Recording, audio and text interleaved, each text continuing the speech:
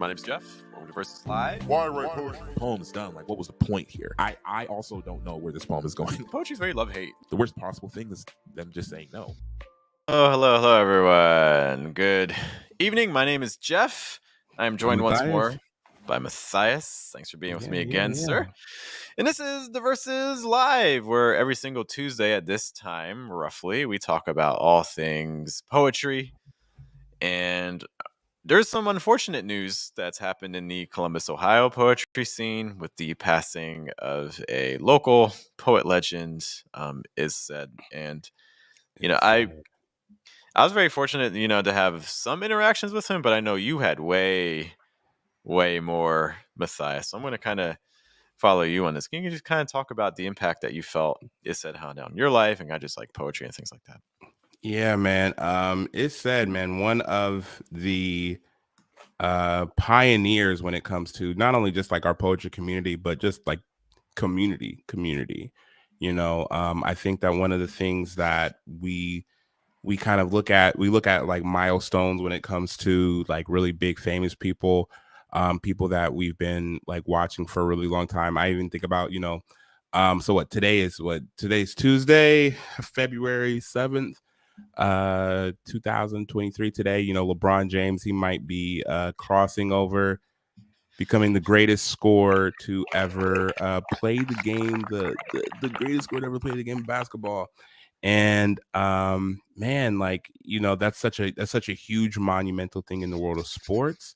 But we have these like anchors in our community, these people that organize, these people that inspire, that we have like right here, like right here, right next to us, right accessible to us, that I think if we did just as much work and we put just as much as work like kind of honoring those legends and honoring those people, we would go a lot farther and a lot further. But yeah, man, it said, I met it said years ago, back in man, it was 2014 or 14, I want to say. Okay. And man, I remember I actually met him at Cafe Kerouac. And something, what was one of the really kind of just cool things about It Said is that the thing is, like, It Said will speak his mind. And not only will It Said speak his mind, but It Said is a person that he has just this like endless wealth of knowledge, and an endless amount of paths to kind of go on when it comes to either like giving advice or kind of figuring out like who you are as a writer, performer, or anything like that. And so I met him at Cafe Kerouac. I had just done this poem, and after I got off stage, I'm kind of in the back, and he like pulls me to the side, and he's like, "Hey, brother, you're good. You're good at poem. Like, one day you gotta stop looking at that piece of paper, and you gotta look up at the audience and really perform." And I think one of the things that I took from that, it kind of initially was like, I feel like I have some personality when I look at the piece of paper. Like, maybe I think I'm okay. Like, what is he talking about? Like, and then I think that like kind of in the after action, I'm like really thinking about it, and I'm thinking about the things that I'm missing, and I think I'm like that connection. And I definitely don't think I had that, especially at that stage. As an artist and a creative, I didn't really have a way to really connect with the people. I had the poems, and then I had who I am as a person after the poems are done. But I didn't really have the connection with the people during the poem. And man, I can only imagine, a day many years from now when I have the command and the presence that It Said has, when not even just when he's on stage, just when you're in his presence, and speaking as somebody who at the time of me meeting It Said, I was really, really new to the poetry scene. It definitely in comparison to that who I am now, but like in comparison to It Said, I mean, just to kind of drop some information off, like for 40 some odd years, he went to Africa. He went to Africa every year for 40 some odd, and that's like that. I mean, that's not even just like impressive, because like that's like impressive is not a descriptive enough maybe word to even talk about that. And it's not just impressive as far as like, okay, this is somebody who really concerned himself with the time and the money and the efforts to get to Africa. But really just the understanding of, I have to touch the land where that we're from. I have to keep going back. I have to make that a trek, and I have to make that trek something that I'm loyal to. Yeah, it's important. It's I think that there's so many things about It Said that, and I think maybe at a later time, because it's so recent. So and I don't want to try to like pull everything out maybe at once. But at some other time, like, and I know, there is for sure committees of people that are working on the proper way to honor It Said, and I'm already in communication with a couple, people that are working on some things. But I think that one of the things that I take away, that I think I'm going to take away, I'm going to use that for the rest of my life, is just like, kind of the understanding, like, these, your life is an important time that you're living in, like that, like you can't go back, you can't go back. You have only this linear space that you can traverse, and you can try to be as impactful as you possibly can in a forward motion. So whatever that looks like, and however that trajectory looks like, you just have to make the best attempt that you possibly can to be impactful. And anybody that knows or has been around It Said, or even just knows of It Said, knows just how impactful he could be in just a quick amount of time. He didn't really have, one of the super he didn't really have like any like super long poems. All his poems are pretty much, he's up there for, a minute, dropping just gems, and he kind of understood just the economy of the work. He's like, I'm gonna make my point. I don't have to dance around everything. I want to make my point so that you're here and you can move forward. And but he sometimes would have dancers with him, which is cool. Man, yo, when I tell you the way that he can utilize every single art form in his work is astonishing.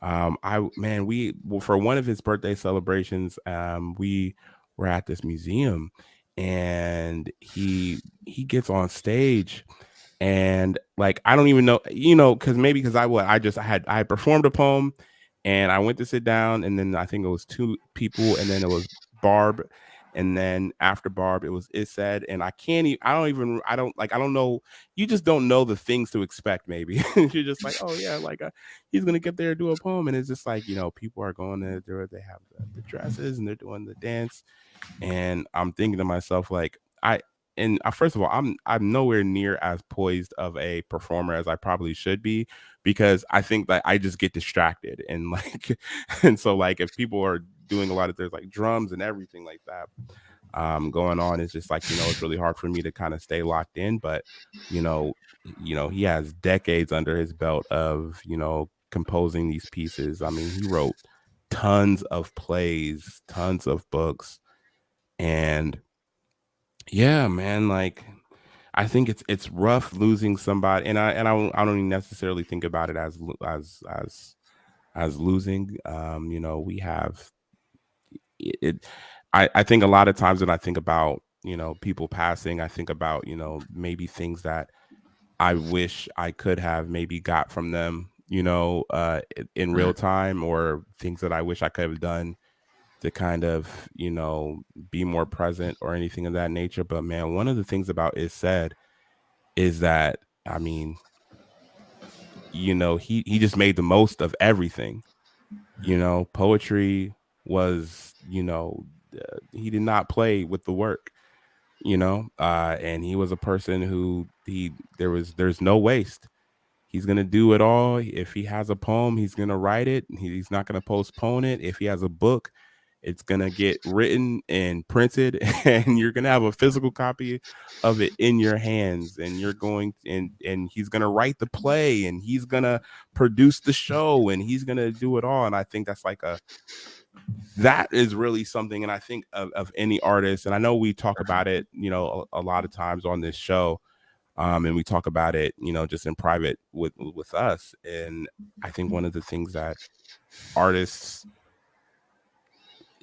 the fearlessness that Iset had when it comes to the work, or the fearlessness that he has when it comes to creating, and you don't really, and I think, when in real time, you don't really think about it as fear. You think that you're just like, hey, I'm waiting until it's perfect, right? Like that's what you're thinking. But a lot of times it's like, that perfect thing that you're waiting for it to matriculate, like what it really is like you don't want that process to be finished, because like then like what's next? And I think that one of the things that I learned from Iset, and again, I mean, I think I said one of the things I learned from Iset, like 5 times so far, and I could probably keep doing that probably for the next 30 hours, right? And just keep thinking about like the next thing that I learned from Iset.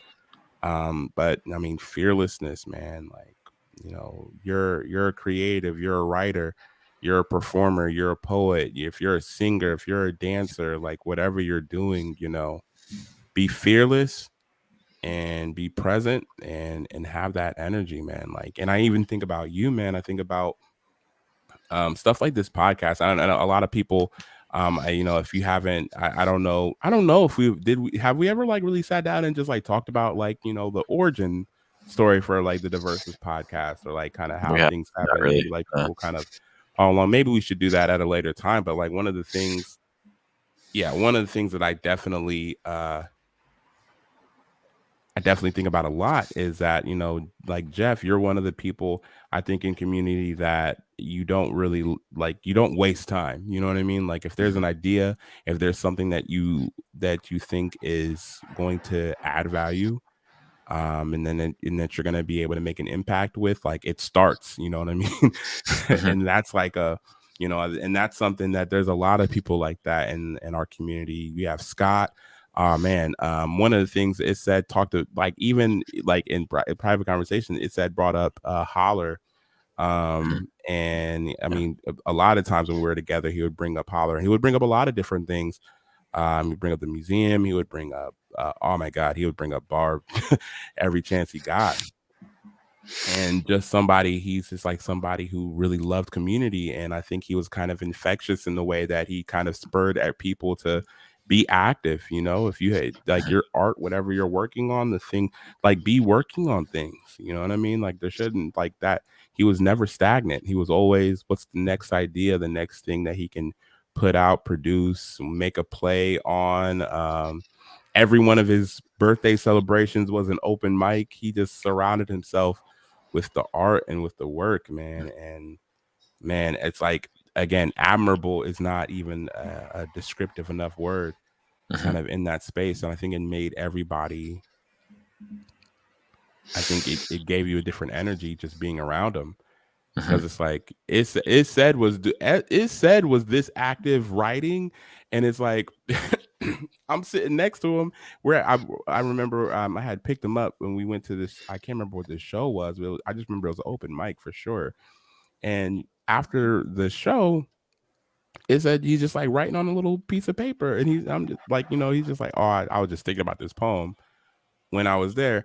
And no, it wasn't after the show. It was after there was like a halftime in the show, and he literally wrote a poem, like, not. And when I say not during the show, I'm saying it was during halftime. It was during the center of it. It's like he was present during the show. There is no intermission, guys. And then there is no like intermission. The intermission just means like that's when I write my poems. and and then he performs it at the second half, and it's Oh, like name performance. it That's was great. like, listen, it was a solid 25 seconds, no fat, no filler, just bam, bam, bam, got right to the point.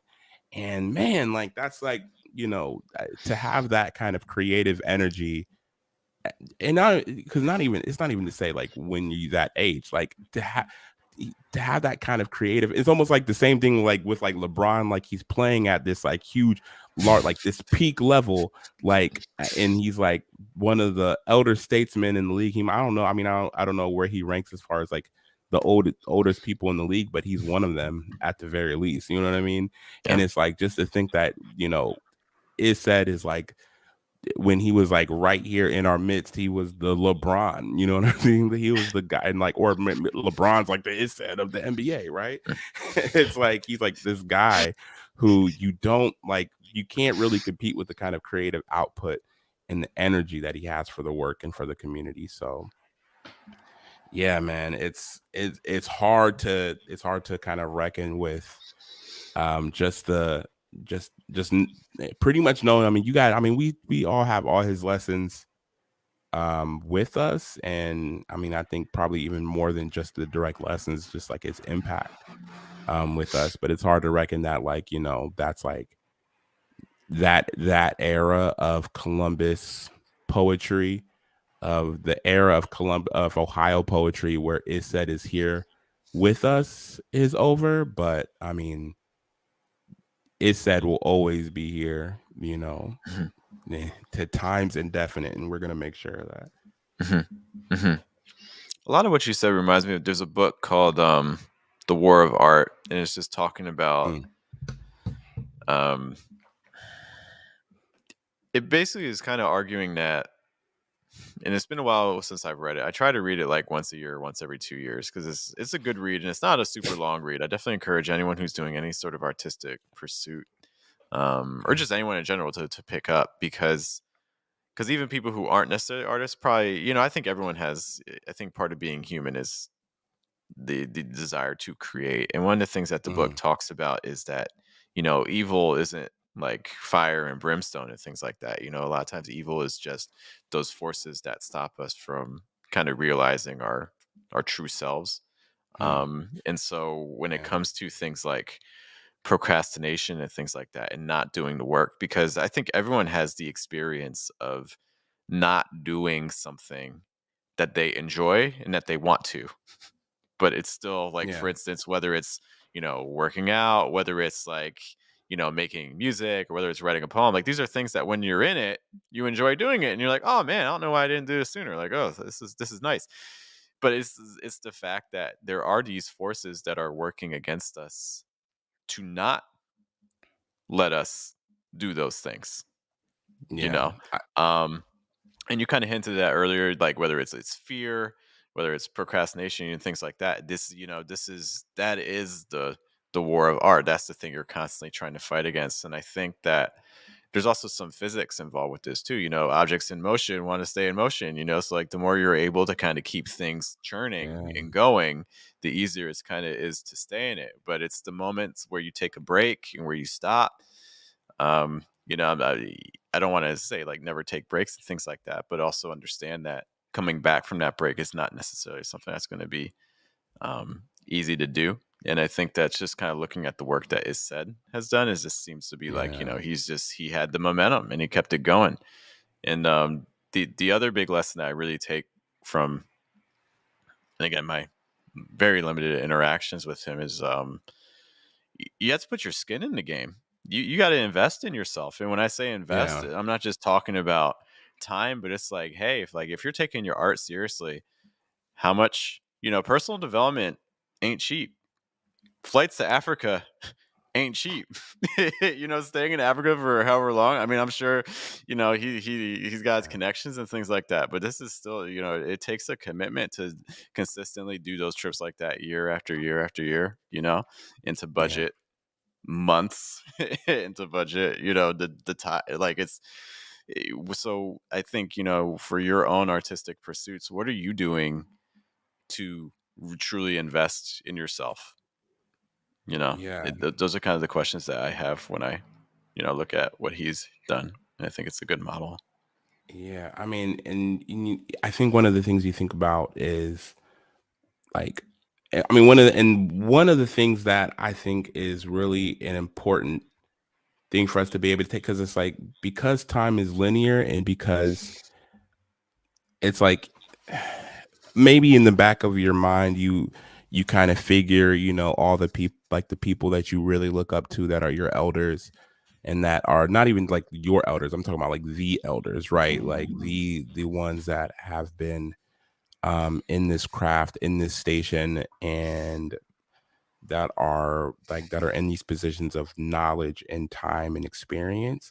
Like maybe you figure like, okay, one day, like, they're not going to be here, maybe on a logical level, but you don't really think about it, at like I'm thinking that, it's going to be a really, really, really long time before I have to like live in a world where I'm like, okay, like, I'm not going to see it said, at this event or this event, right? And I think, man, there's something to be said for people that like kind of take their proper place as like elders in community, and as people that are like in that station in community, man. I think about how, there's and there's a lot of people like that, man, and there's a lot of people that have been working, and a lot of people that haven't been doing like the kind of work or as extensive work even as it said, but you kind of you feel yourself kind of moving up and kind of being an example to people that are coming up and or that are kind of recognizing those things. And so like it's kind of like a responsibility to not be stagnant, right? It's kind of like, man, if I want this community to flourish, if I want, for this next generation, for these people to really, um, really flex when it comes to what the next stage of Columbus, Ohio, Midwest poetry, art can be, I have to be on my end. I have to be, working hard. I have to show them like, okay, I'm not, listen, there's no slowing down. So if I'm out here working, it's almost like when you see the guy at the gym next to you and he's kind of and you start feeling a little bit tired, but he's on the treadmill, still going, still pushing, still going hard. It's like, man, that's gonna inspire you and inspire the next person and inspire the people that come in afterwards. And it's like he was always in the gym. It was always like, hey man, like I'm writing new poems all the time. Like he was always, thinking about the next work. And it was even hard to compete with his old poems. I'm over here. And so it's like, man, like I can't even pick up the pen to get that thing accomplished, let alone kind of be a person that, and there's a lot of people in the Columbus community and that are very much so responsible for carrying on the legacy of that legend. So yeah, man, just like you said, man, like that investment in yourself and that perpetual work, that that perpetual motion, the way that, it's the way it's so important just for yourself to stay motivated, because once you stop, once you're stagnant, it's hard to keep that motion. It's hard to get that motion going. So the importance of staying in motion creatively, man, is just as important to really showing the next generation and the people that are just in that, even your contemporaries, like, hey, like we're still going, we're still moving. So I mean, yeah. I mean, not to make this just dialogue too, argument the fact that if you have a talent and you hold on, it's a little hard to hear you.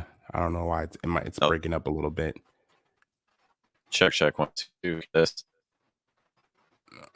I don't know. I'm getting a little not much better. Yeah, I'm gonna check on one second. It just turned off for a second. Like I can see you, but it's just I'm getting a little bit of lag. Check. Okay. All right, try now. Oh. Check 1 2 1 2. Any better? It's I don't know what's going on. It's just a little bit of a lag. I'm gonna pick myself up. Yeah. Here, check 1 2. That's cool. Just go ahead. I don't know. I don't know what's going on. It might be. It's probably something on my end. So I don't know if you can see yourself. If you can see and hear yourself pretty clearly, then just keep going. I'll try to see if I can pick it up. Yeah.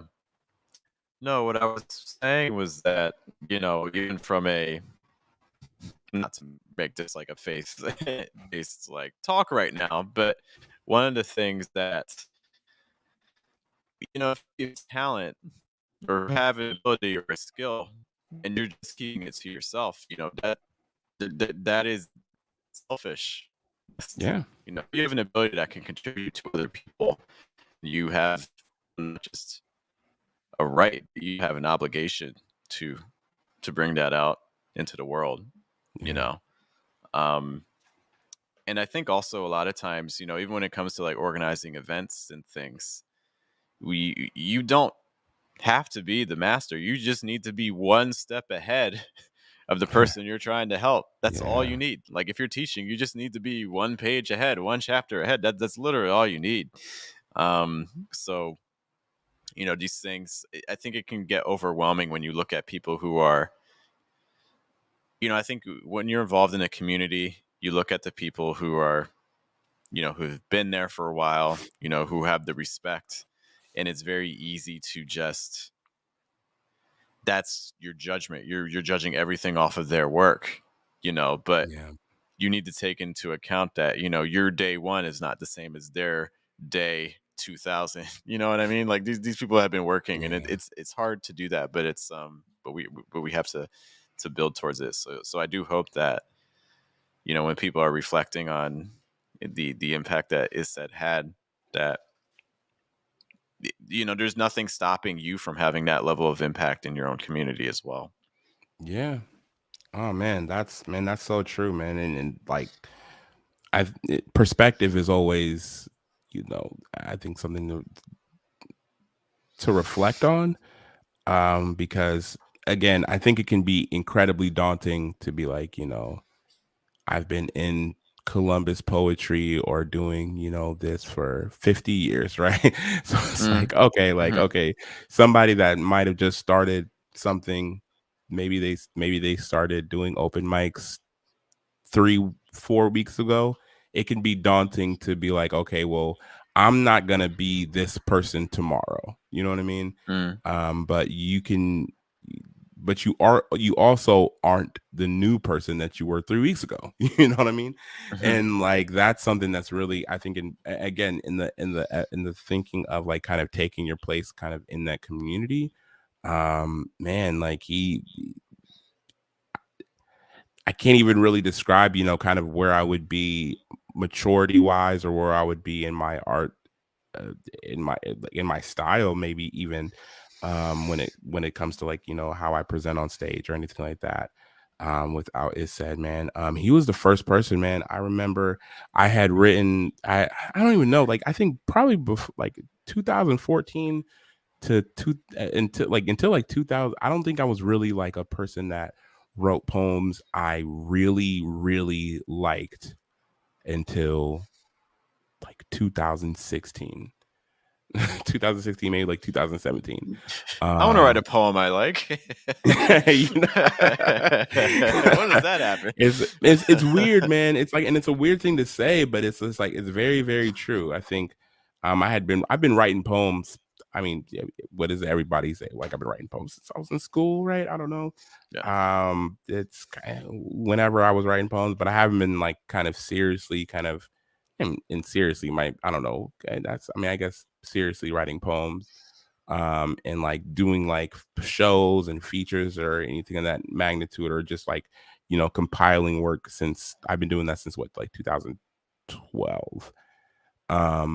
And I think around the time that I met ISET, or like a little bit after that. So I met ISET, and then we connected there at the show. And he invited me out to another show. Oh, that's outside of where you're at. So yeah. He invited me out to another show that we went to, and then like we just, he would like give me advice and stuff like that. But one of the things that I had written a poem that it was like my first like funny poem that I thought was funny. You know what I mean? That I was like, oh, like this is just funny, and it was short, and it was whatever. And I remember writing the poem, and then him being like, that's where you are. Like, you know, the poems that you're writing before, I think he was that was back when I was doing like Kobe a lot too. So like those poems he liked. But he was just like, no, that like the comedy, like that's how you get to him. And he was the person who really put me on that track where he was like, you know, people try to teach lessons in poetry all the time. And because like they don't work because people, if you're trying to teach a lesson, people are expecting a lesson. So their guard's up. You know what I mean? They're like, okay, how can I debate with you? How can I go back and forth with you? Or even if they're not, they're so seemingly open that they're just agreeing with you.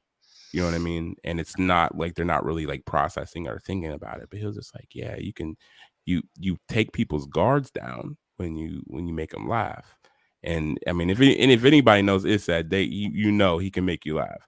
So man, it was just I think one of those things that like was confirmed. It confirmed a lot of things for me because it was also like I wanted to write. I think on a typical basis, especially back then, I was not the person that was performing the poems. Like the person that is me, that's out here walking around in the world, that like, you know, goes to Kroger's and you know, like it talks to people on a regular basis. Like that was not the person that was performing the poems. Like the person that was performing the poems, I would probably say was a much more serious, maybe like angry, angsty, really all around depressed version of the and I mean, I don't know, that maybe there's like some kind of psychological, like maybe I was really depressed, who knows, right? But but it's just to say that like I wasn't like coming through, I think, in my work, even in the things that were my experiences, you know what I mean? Like even if it was like something that I'm specifically writing about my own experience, it's like it's still not me as a person and my personality. And I think once he was like, you know, like own that, you know, you're a funny cat and you can teach things, you can be funny in your poems, like, you know, that's how you, what do you say, like that's how you get the medicine. Like you don't get it by trying to teach everybody and trying to be everybody. Like the thing that you do is like you give them this funny, the comedy, and then you, before they know it, you got them. And before they know it, you know, they're already bought in. And now they're like, okay, I see the message, I see the lesson, and I see the thing that you're trying to say. And I think I communicate a lot better through jokes than I do. I mean, honestly, I think I definitely communicate a lot better with jokes than I do with just poems. So I'm like, man, like if I can just communicate through funny poems, like I've I've hit the pinnacle. I've done it. So yeah, man, he was like I think there was like a finite transition in the way that I looked at poems. I still write some serious poems, but I mean, you've seen my work. I mean, for the most part, like and I think I've been able to progressively just delve more into that over the years to where I'm at now, where I can be like, okay, like the funny poem thing, like that's where my mind goes initially. It could be, man, I've written, I think, some like really about some really traumatic spaces in my life, and like it's a poem, like the poem starts off with like a joke, and like I'm just like joking all the way through it, but I'm like, man, that was like a really wildly depressing time in my life that like that is a joke at the beginning. um yeah, man. And like it's almost like it, it's almost like I know for a fact that there's a ton of people in our community that have that story, you know, that have that story where it's like it said was able to talk to you for a couple minutes and kind of gave you the way the way to your next elevation in your craft. And man, that's a that is something that there's not. Again, I don't even think even right now there is a ton of people that have that kind of impact and power in our community. I think about Will Evans. Man, one of the things that I remember when I was kind of new in the community, and I remember like watching him perform poems. And I remember thinking that, like, man, like, he's fun. Like, this guy's like funny. He like likes comics. He's like a poet. And like there's a lot of, and I think like in the poetry community at large, I feel like there's a lot of things that it feels like you kind of have to sacrifice or you kind of have to do in order to kind of be big in the poetry community or what have you. And I just I see somebody like Will Evans as somebody that's like, no, like I'm me. I mean, I am the person that I am, and I'm doing that on stage. And I'm like, man, that's like again, kind of in that lineage of Ised, who again, it might not, you might not be looking at like the same exact stylistically and kind of ambiance or kind of what they bring to the stage, but more so the thought process of, man, like the person that I am, the person that I am in community is also the person that I am when I'm giving you my work, you know?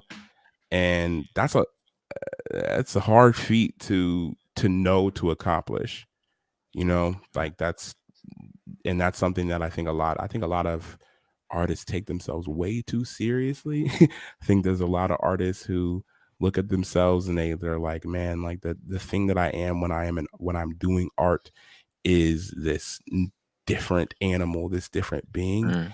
And it's like, it said was him, like it, like, you know, like when he's performing the poems, it's like he could just be talking to you right in front of you, shaking your hand, like, you know, giving you the lessons that you really need. But it's like, you know, it's the art that he's giving you. So yeah, man, there's a lot of things to really take from Ised's life and to take from Ised's example, and from Ised's work that, you know, I'll probably be extrapolating for decades, right? But yeah, for a lot of reasons, I mean, and I only named like Will Evans as like one of those people, but and I think Will Evans was one of the people that in the poetry community that I vividly remember like first meeting him, and I vividly remember being like, man, like this, like when I'm chopping it up with him, like this person is the same guy. Like this isn't some different thing that happens when he's on stage. Like he's the same guy. Like I think of the same things with man, my brother JG, man. Like, you know, when I think about people that can be the artist, but they don't become like this different, you know, thing altogether. And they're community members, and they're community driven, and they're people driven, and they're purpose driven. And I mean, again, Barb, you got Scott, you got, you can be naming people for the oh man, Carnell, man, Jesus. It's like, you know what I mean? Like I can be Marshall, Taisha, like share, like I can be doing this all day. But yeah, man, it's just to say that, yeah, we lost and I wouldn't say we lost, like we just, he's no longer in our physical presence, you know, this member of our community that is a legend, a community member, an icon, somebody who I struggle with even saying he'll be like kind of like sorely missed, because like we're not missing him, we're just not, we're not with him at the moment, right? No, we're not, you not know, in the way we want. Yeah, he did so much work, so much. He was so passionately about the work and about making his impact that it's like we're gonna be, you know, reeling from his, you know, his presence for, you know, a really, really long time. Yeah. I'm gonna have to end us here, but again, to Ised's family, friends, and things like that, you know, we're wishing you strength during this time of transition. But also thanks to Ised, you know, for all the impacts he's had on people individually, but also just community at large. I mean, dude's on a mural in the city. What? He's on a mural. He has a star in front of the Lincoln I mean, Theater. this Like is he's, I mean, accolades. just small things, just just You know? living the iconic life. Right, but I mean, Yeah. again, I think that if there's any lesson to be taken from this, is that could be you. You can have this same level of impact, but The time work isn't starts always now. on our side. Yeah, but the work starts now. Yeah. So thanks to Matthias for joining me. Thanks to Third Cafe as always for hosting us, and we will be back. Thank you to my the studio in my apartment for hosting Thank you me. Thank you for that tripod. Thank you for those curtains. They're doing the important work in the doing the background. Lord's work. Yes, that's good. All right, you guys take care. Have a good day, good night, good afternoon. We'll see you guys next time versus Live Spain on to versus. Tuesday. Take care. Bye.